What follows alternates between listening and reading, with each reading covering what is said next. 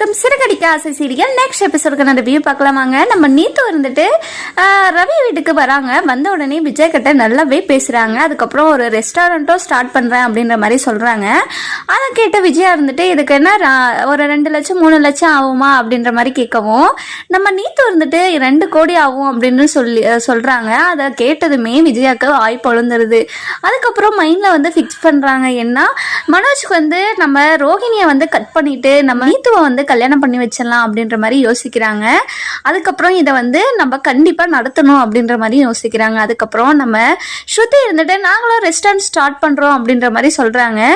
என்ன ரவி சொல்ற, என்கிட்ட எதுவுமே சொல்லவே இல்லையே நீ அப்படின்ற மாதிரி நம்ம நீத்தை கேட்கவும், இல்ல ஸ்ருதி தான் ஆரம்பிக்கிறேன்னு சொல்லிட்டு இருக்கா, அதுல எனக்கு விருப்பம் இல்லதான் அப்படின்ற மாதிரி சொல்றாங்க. இங்க பாரு ரவி, உனக்கு விருப்பம் இல்லையா, எல்லாருக்கிட்டையும் இந்த மாதிரியே பேசுவியா, நீ என் கூட தான் வரணும் அப்படின்ற மாதிரி அந்த இடத்துலயே சண்டை போடுறாங்க. நம்ம நீத்து இருந்துட்டு ஸ்ருதி நீ எப்பவுமே இப்படிதான் இருப்பியா அப்படின்ற மாதிரி கேட்கும். நீங்க என்ன பத்தி ஜட்ஜ் பண்ணாதீங்க அப்படின்ற மாதிரி நம்ம ஸ்ருதி இருந்து மூஞ்சில அடிச்ச மாதிரி பேசுறாங்க. அதுக்கப்புறம் சரிங்க ரவி, ரெஸ்டாரண்ட் ஸ்டார்ட் பண்றீங்களா, ஸ்டார்ட் பண்ணுங்க, நல்லபடியா போகட்டும் அப்படின்ற மாதிரி நம்ம நீத்து இருந்துட்டு ரொம்பவே சாஃப்டா பேசிட்டு போயிடறாங்க. இன்னொரு பக்கம் பாத்தீங்கன்னா நம்ம விஜயா இருந்துட்டு மனோஜ் கிட்ட போயிட்டு, பாரு மனோஜ், நீ நீத்துவ கல்யாணம் பண்ணிக்கிறியா அப்படின்ற மாதிரி கேட்கவும், நம்ம ரோகிணிக்கு இந்த வார்த்தை வந்து காதுல விழுந்த உடனே என்ன பண்றாங்கன்னா நம்ம ரோகிணி ரொம்பவே ஷாக் ஆயிட்டு, என்ன நீத்துவா கல்யாணம் பண்ணி வைக்கிறதுக்கு இவங்க பிளான் போடுறாங்களா, அது எப்படி நடக்குதுன்னு நானும் பாக்குறேன் அப்படின்ற மாதிரி நம்ம ரோகிணி வந்து நினைச்சிட்டு இருக்காங்க. இன்னொரு பக்கம் பாத்தீங்கன்னா நம்ம சீதா இருந்துட்டு அருணவே நினைச்சிட்டு கஷ்டப்பட்டுட்டு இருக்காங்க.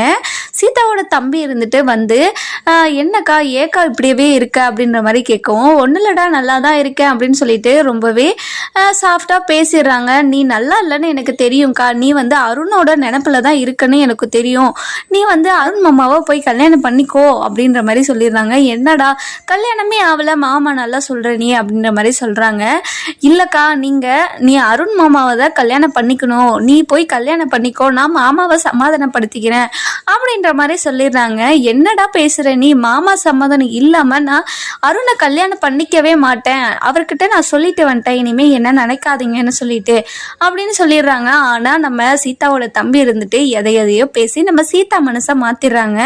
அதுக்கப்புறம் அருணுக்கும் கால் பண்ணி சொல்லிடுறாங்க. இவங்க 2 பேருமே போய் ஒரு கோயில்ல தாலி கட்டிட்டு வந்துடுறாங்க. இன்னொரு பக்கம் பாத்தீங்கன்னா நம்ம ரோகிணி இருந்துட்டு வேலைக்கு போறேன்னு அவங்க மாமியார் கிட்ட சொல்றாங்க. நம்ம விஜயா இருந்துட்டு நீங்க எங்கேயுமே போக தேவையில்ல, இனிமே வீட்லயே இரு அப்படின்ற மாதிரி சொல்லிடுறாங்க. நம்ம ரோகிணிக்கு ரொம்பவே ஷாக் ஆயிடுது.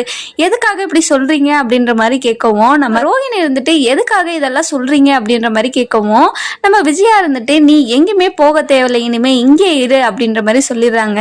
அதுக்கப்புறம் நீங்க எதுக்காக பேசுறீங்கன்னு எனக்கு தெரியும் அப்படின்னு சொல்லிட்டு நம்ம ரோகிணி இருந்துட்டு ரொம்பவே சத்தமா விஜயா கிட்ட பேசவும், விஜயா இருந்துட்டு என்னடி வாய் நீண்டுட்டே போகுது அப்படின்ற மாதிரி நம்ம ரோகிணி கிட்ட சொல்றாங்க. அதுக்கப்புறம் நம்ம ரோகிணி இருந்துட்டு ரொம்பவே கோவமா விஜயா கிட்ட, இனிமே இந்த என்னையும் மனோஜையும் பிரிக்கிற வேலையை பார்த்தீங்கன்னா வச்சுக்கோ, அவ்வளவுதான் உங்களுக்கு அப்படின்னு சொல்லிட்டு ரொம்பவே கோவமா விஜயாவை அடிக்க போயிடுறாங்க. அடிக்க போனதுமே விஜயா இருந்துட்டு ரொம்பவே பயந்துட்டு அழுதுடுறாங்க.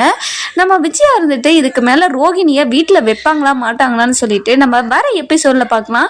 இந்த வீடியோ உங்களுக்கு பிடிச்சிருந்தா லைக் பண்ணுங்க, சப்ஸ்கிரைப் பண்ணுங்க, மறக்காம பெல் ஐக்கானையும் கிளிக் பண்ணிக்கோங்க.